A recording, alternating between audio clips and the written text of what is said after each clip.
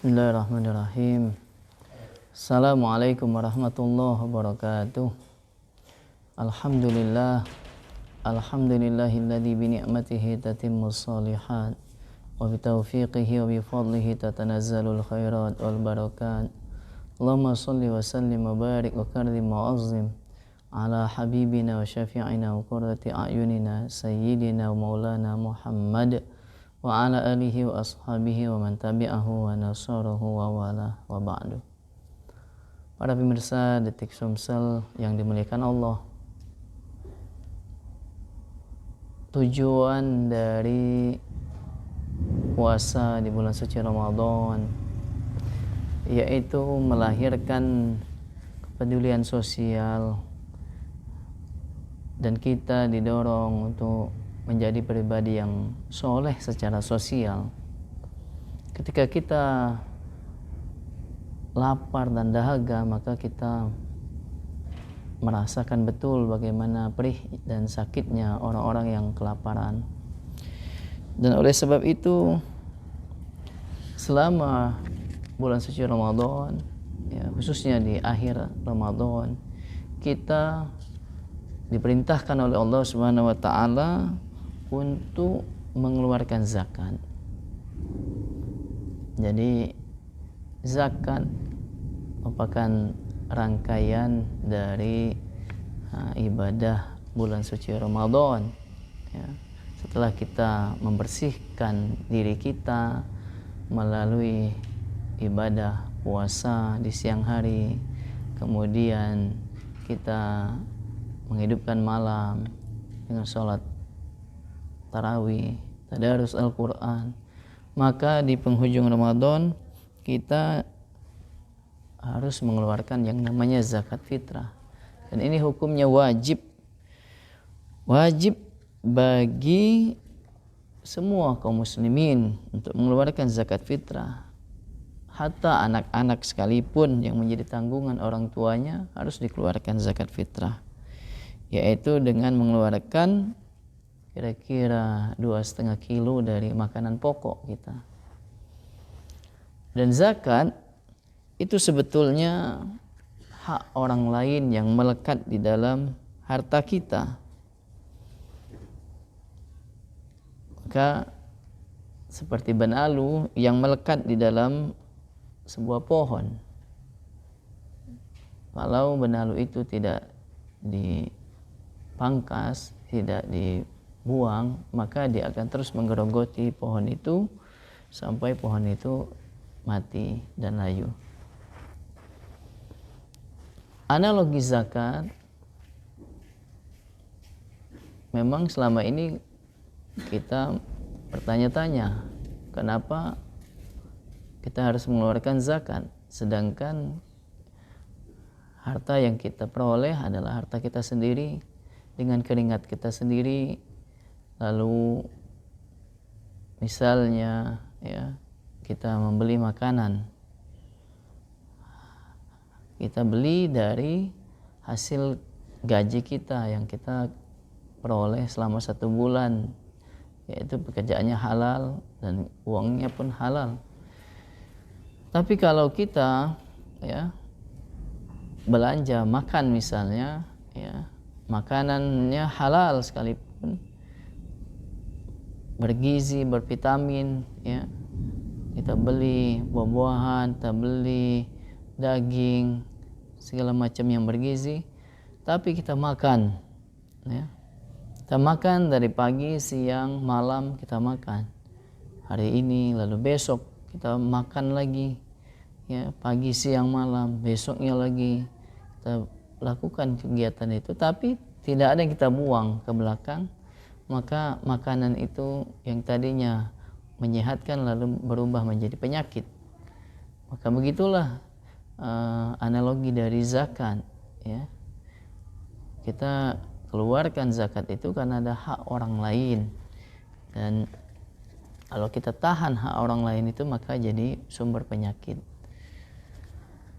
Dan Allah Subhanahu wa taala selalu mengaitkan kewajiban dari sholat dengan zakat. Wa yuqimunas shalah wa yu'tunaz zakah. mereka menegakkan sholat lalu mengeluarkan zakat. Dan seperti Allah ingin menjaga keseimbangan, kita baik hablum minallahnya dengan Allah, kita baik hubungannya, tapi juga kita harus baik hablum minan nas dengan sesama hamba-hamba Allah. Maka zakat sebetulnya kebutuhan untuk para muzaki itu sendiri, bukan para mustahik, mereka yang 8 asnaf yang termasuk kategori penerima zakat. Oleh sebab itu kita harus memperhatikan betul yang namanya kewajiban zakat. Dan zakat adalah batas kekikiran kaum muslimin, ya. Karena memang harta zakat itu adalah hak orang lain yang melekat pada harta kita, ya. Sebutkan dalam Al-Quran, wa fi amwalihim haqqul lisa'ili wal mahrum, dan di dalam harta mereka ada hak para peminta-minta dan mereka yang membutuhkan. Dan kita mengeluarkan zakat itu agar terjadi keseimbangan, harmonisasi di tengah masyarakat kita. Harta tidak hanya bertumpuk dimonopoli hanya segelintir orang-orang kaya, tapi harta itu juga menetes, mengalir kepada mereka orang-orang yang kurang beruntung, ya. Apalagi di masa krisis saat ini, ya, ketika angka kemiskinan meningkat, ya, dan disebutkan bahwa para mustahik zakat itu ada 8. Innamas shadaqatu lil fuqara wal masakin wal amilina 'alaiha wal mu'allafati qulubuhum wa fi riqab wa binis sabil wa fi sabilillah.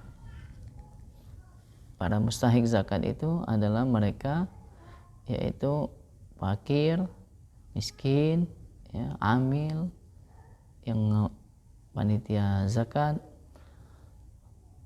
wa fi riqab, hamba sahaya, ya, wal ghorimin, mereka yang punya hutang, ibnu sabil, para musafir, fi sabilillah, dan mereka yang berjuang di jalan Allah, para guru-guru, ya, para santri, para orang-orang yang berjuang di jalan Allah. Maka mari, ya, kita perhatikan kewajiban zakat ini setelah kita banyak melakukan sholat, ya.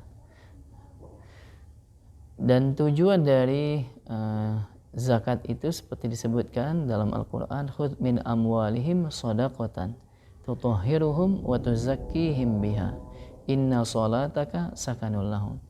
Ambillah dari harta mereka itu zakatnya, sedekah wajibnya, ya, yang berfungsi untuk menyucikan harta mereka, ya.